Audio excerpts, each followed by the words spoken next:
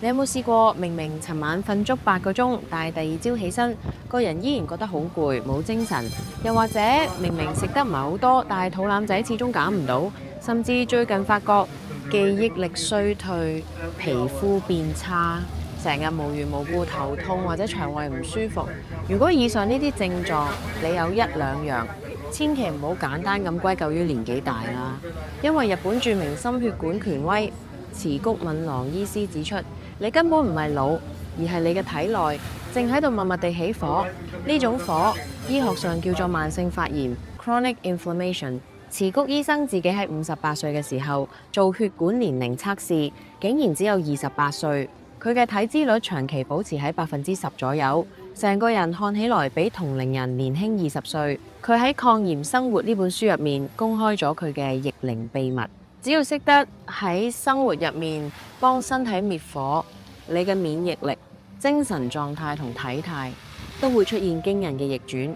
今日呢條影片，我會同大家拆解體內慢性發炎嘅隱形真相，仲有池谷醫生親身實踐嘅4個超簡單滅火習慣。OK， 廢話少講，邊行邊拆解，順便 like 同 subscribe 支持下。首先，我哋要明白到底咩係慢性發炎。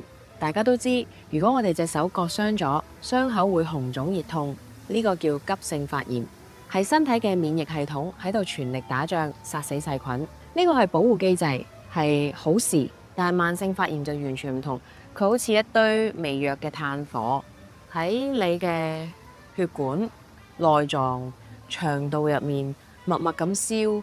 佢冇急性發炎咁劇烈，你唔會即刻發高燒，亦唔會突然劇痛，但佢會日夜不停咁破壞你嘅正常細胞。池谷醫生喺書入面用咗一個好生動嘅比喻，慢性發炎就像一棟大廈入面嘅電線老化發熱，表面上睇落好正常，但其實裡面已經慢慢變質。當你體內長期處於發炎狀態，第一，你嘅免疫系統會過度消耗，搞到你特別容易感冒、疲倦。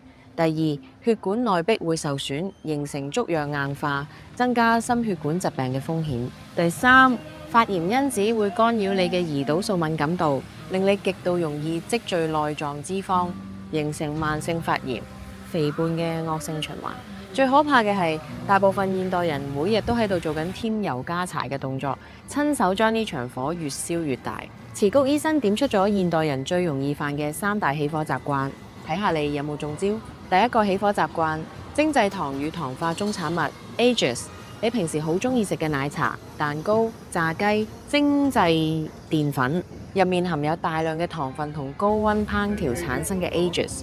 當血液入面嘅糖分過高，佢會同蛋白質結合，產生糖化作用。呢啲糖化毒素會直接刺激血管壁，誘發大規模嘅發炎反應。簡單嚟講，你食落去嘅每一口精製糖都係喺血管入面放火。第二個起火習慣，脂肪酸比例嚴重失衡。我哋平時外賣、餐廳食到嘅植物油大多富含 Omega-6 脂肪酸。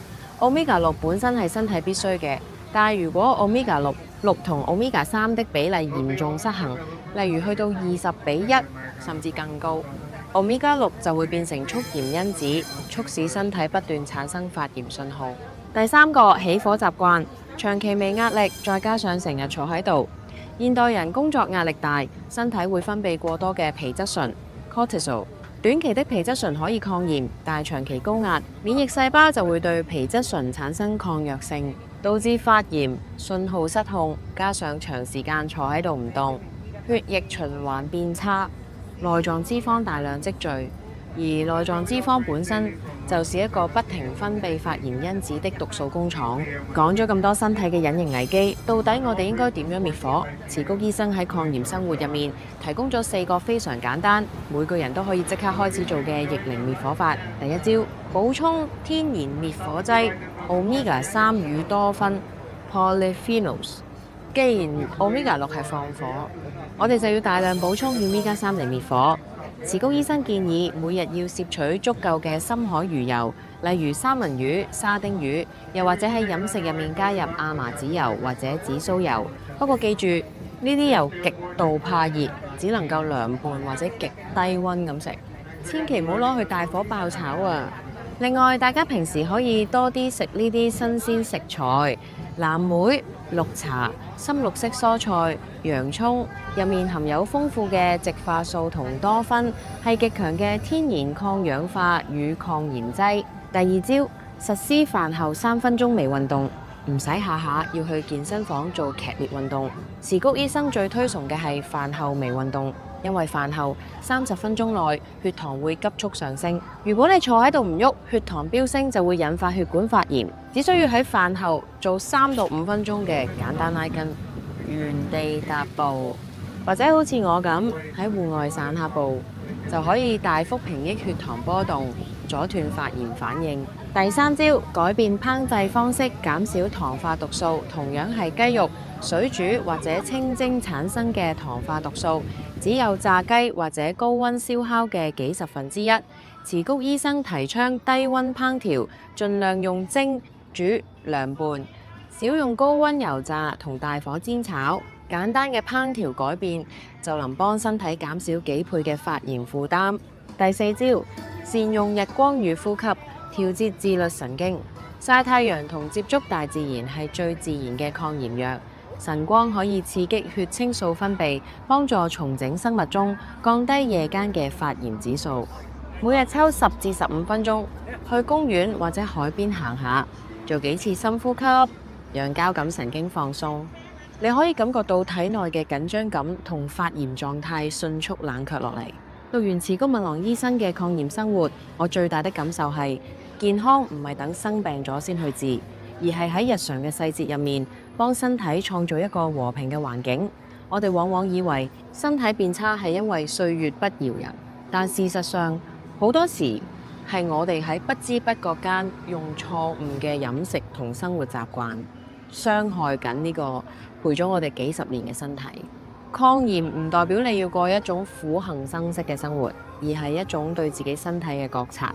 當你開始多食一口新鮮嘅蔬菜，少飲一杯含糖飲料，當你決定喺食完飯之後出去散步10分鐘，曬下太陽，你已經喺度幫自己嘅身體消炎滅火，向年輕20歲嘅體質邁進。不知不覺又行咗咁耐，其實抗炎真係冇想象中咁難。唔需要你即刻將生活翻天覆地變晒。今日試下多飲一杯綠茶，食飯之後行多2步，或者今晚提早半鐘頭入睡，就已經係幫身體滅火嘅第一步。希望今日呢集關於抗炎生活嘅分享，可以俾到你一個全新嘅健康啟發。願我哋都能夠擺脫嗰種莫名其妙嘅疲勞感，反最有活力嘅自己。如果你中意呢種邊行邊聊嘅說書風格，記得 subscribe 我嘅 channel。like 呢條影片，仲有 share 俾身邊成日覺得好攰，又或者好想改善健康嘅朋友。你最近有冇邊啲習慣覺得體內喺度起火，定係你有咩獨門嘅滅火秘訣？歡迎喺下面 comment 留言同我分享。我哋下一條片再見，拜拜。